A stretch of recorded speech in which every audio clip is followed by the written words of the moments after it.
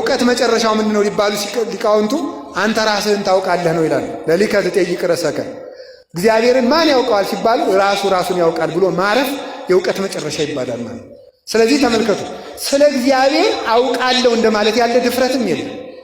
እግዚአብሔርን የማውቀውን እንደ አባትነቱ አውቀዋለሁ፣ እንደ ባህሪው ግን አላውቀውም ብሎ ዝም ማለት ነው።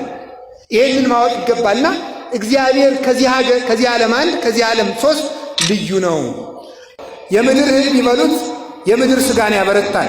የክርስቶስን ሥጋ ቢመገቡት የሰማይ ኃይል ሰጥቶ ነፍስንም ሥጋንም አንድነት ያጸናቸዋል። ስለዚህ ለምግብ አትጨነቁ፣ ለልብሳቸው አትጨነቁ። ወበይንተ አራዝኒ ምንተ ትብሉ ርዩ ጽያሐተ ገዳም ዘከመ ይልህቁ የምድረ በዳ አበቦች እንደምን እንደሚያድጉ ተመልከቷቸው። ስለዚህ አላቸው ወበይንተ ዝብለክሙ የተተክዙ እንዘ ትብሉ ስለዚህ እላችኋለሁ እንዲህ እያላችሁ አትጨነቁ። ምንተ ንበል ወምንተ ንሰቲ ወምንተ ንትከደን ምን እንበላለን፣ ምን እንጠጣለን፣ ምን እንለብሳለን አትበሉ። ወዘንተሰ ኩሉ አሕዛበ ምድር ዘአፋ ያሐስስዎ እንዲህ ያለውን ጸሎትስ አሕዛብም ይጸልዩታል። አንትሙሰ መቅድመ ኩሉ ህሱ መንግሥቶ ወጽድቆ እናንተ ከሁሉ አስቀድማችሁ ጽድቁን ፈልጉ። ወኩሉ ይተሰከክሙ ሌላው ይጨመረላችኋል አለ። ሌላው ዳረጎት ነውና በጽድቅ ላይ የምድር ሀብት ይጨመረላችኋል ማለት ነው። ሊቁ ቅዱስ ዮሐንስ አፈወርቅ ይህንን ሲተረጉም ምን አለ? ንሕነሰ ወለጥነ ሥርዓቶ ለእግዚአብሔር እኛ የእግዚአብሔርን ሥርዓት የእግዚአብሔርን ሕግ አገላበጥ ነው አለ። እሱ አስቀድማችሁ ጽድቁን ፈልጉና የምድሩን እጨምርላችኋለሁ ብሎ ነበረ። እኛ ግን መጀመሪያ የምድሩን ኋላ ጽድቁን ስለምንፈልግ ወበይንተ ዝንረክባ ለዛቲ ወይለንታክቲ በዚህ ምክንያት እኛ የሰማዩንም አናገኝም የምድሩንም አናገኝም ብሎ ይነገራል። ስለዚህ ስለምንም ነገር አትጨነቁ።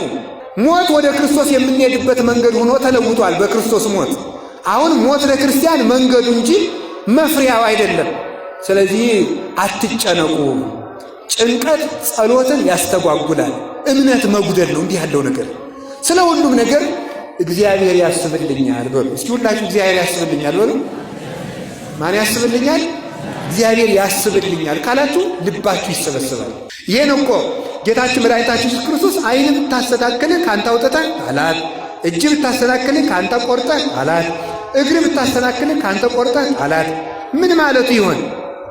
እጅ ሰነፍ ከሆነችብህ ቆርጠህ ጣላት ማለት ፈቃዷን ቁረጥባት።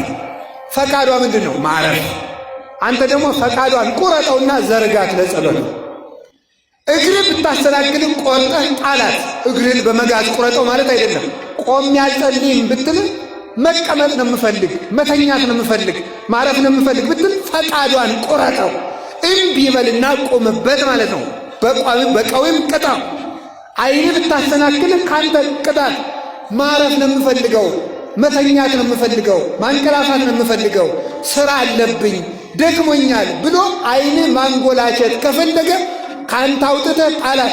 ፈቃዷን ቁረጥና ባንቃይዶ ቅጣት በሏ ማትቡበታው እስማ እሺ። ስታማትቡ ዝም ብሎ እንደዚህ አይደረግም። በትክክል ግንባራችሁን መንካት አለባችሁ በመስቀል። አይምሮዬን ከተቆጣጠረ ሰይጣን አድነኝ ማለት በስማ።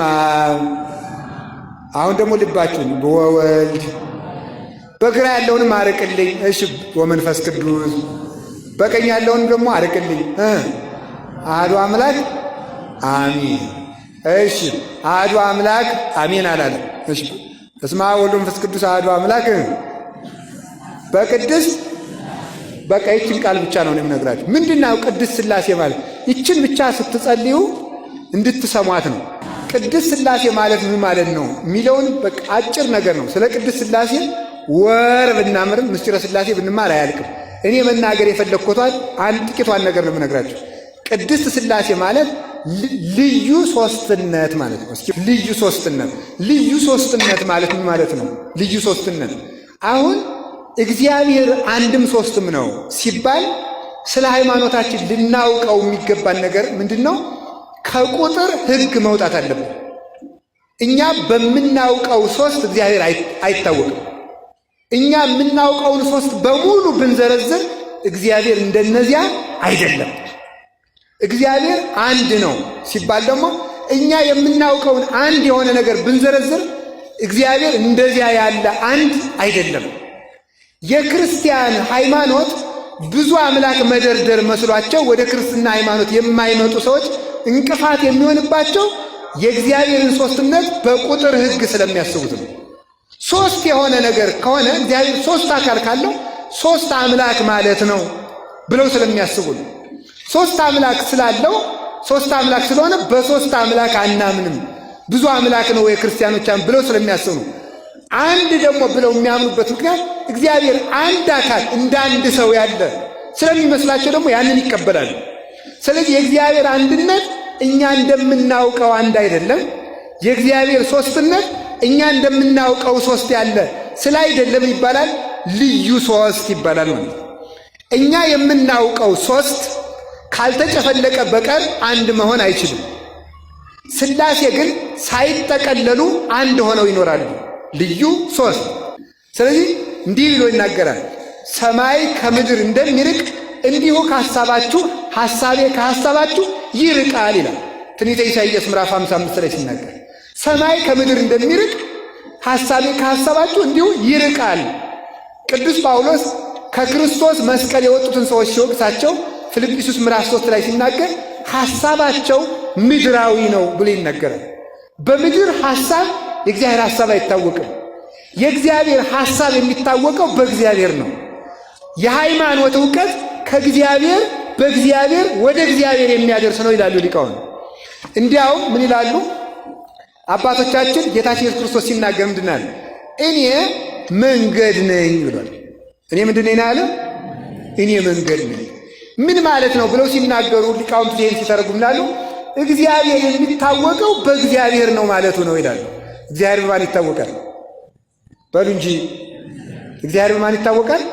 በእግዚአብሔር። ስለ እግዚአብሔር ከተናገረው ውጪ ማወቅ አይቻልም። እግዚአብሔርን ለማወቅም እግዚአብሔር ያስፈልጋል። በእግዚአብሔር መሪነት፣ በእግዚአብሔር ንጹሕ ልቡና ሰጭነት፣ በእግዚአብሔር ጥበብ ገላጭነት እግዚአብሔር ይታወቃል። ወደ እኔ ለመድረስም እኔው ነኝ የማደርሳችሁ ማለት ነው። ይህንን ራሱ ሲናገር ልንገራችሁ። የማቴዎስ ወንጌል ምዕራፍ 11 ላይ ሲናገር እንዲሁ ላይ ይናገራል። እንዲህ አለ፣ አልቦ ዘየአምሮ ለአብ ዘእንበለ ወልድ ባሕቲቱ ወአልቦ ዘየአምሮ ለወልድ ዘእንበለ አብ ባሕቲቱ። አብን ከወልድ በቀር የሚያውቀው የለም፣ ወልድን ከአብ በቀር የሚያውቀው የለም። ወለዘፈቀደ ወልድ ይካስት ሎቱ። ነገር ግን አብና ወልድ መንፈስ ቅዱስ እርስ በርሳቸው ብቻ ተዋውቀውበት የሚኖሩትን የነሱን የህላዌ ምስጢር ያናዋር ምስጢር ወልድ ለፈቀደው ይገልጥለታል። ለፈቀደው ማለት እሱ ለወደደው ከሰጠ እሱ ካልፈቀደ አላገኘውም ማለት ነው ወይ? ማለት እሱ የሚፈቅደው ፈቃዱን ለመቀበል ለተዘጋጁ ሰዎች ነው። ሰው ልቡን በከፈተ መጠን እግዚአብሔር የምስጢር በር ይከፍታል። ሰው ልቡን በዘጋ መጠን እግዚአብሔር የምስጢር በርን ይዘጋበታል ማለት ነው። ምስጢር መንፈስ ለመንፈሳውያን ይገለጣል። እግዚአብሔር መንፈስ ነው። እስመ እግዚአብሔር መንፈስ ውእቱ እንዳለ ራሱ እግዚአብሔር መንፈስ ነው። እግዚአብሔር መንፈስ ስለሆነ ሥጋ ለሆኑ ሰዎች የእግዚአብሔር ነገር አይገለጥም። እግዚአብሔር ሰማያዊ ስለሆነ ምድራዊ ለሆኑ ሰዎች አይገለጥላቸውም። መንፈስ የሆነውን እግዚአብሔር በመንፈስ ይታወቃል። መንፈሳዊነት ለእግዚአብሔር ዕውቀት አስፈላጊ ነው። ስለ እግዚአብሔር ወደ እግዚአብሔር የሚያደርስ መንገድ ነው ይባላል። እግዚአብሔር ወደ ራሱ የምንደርስበት መንገድ ነው። እግዚአብሔር ወደ ራሱ የምንሄድበት መነሻችን ነው። እምኀበ እግዚአብሔር ይጸንዕ ኅብረቱ ለሰብእ እንዲል ቅዱስ ዳዊት የሰው ጎዳናው ከእግዚአብሔር ከተነሳ ይቀናል ብሎ እንደተናገረ እግዚአብሔር ወደ ራሱ የምንደርስበት መንገድ ነው። እኔ መንገድ ነኝ ብሎ እንደተናገረ እግዚአብሔር መጨረሻ የምንደርስበትም ሀገራችን ነው። እስመ ዘባቤሁ የዐርፍ ነጽሮተ ኩሉ ነባብያን። የነባብያን የሰዎችና የመላእክት ዕውቀት የሚያበቃው እሱን በማየት ነው ይላል አረጋዊ መንፈሳዊ። እሱን በማየት የሰው ዕውቀት ይፈጸማል። እሱን በማወቅ የሰው ዕውቀት ያልቃል። እሱን ባለማወቅ የሰው ዕውቀት ያልቃል። እሱን ባለማወቅ እግዚአብሔርን ሳናውቀው ስናውቀው እንኖራለን። እያወቅነውም ላናውቀው እንኖራለን።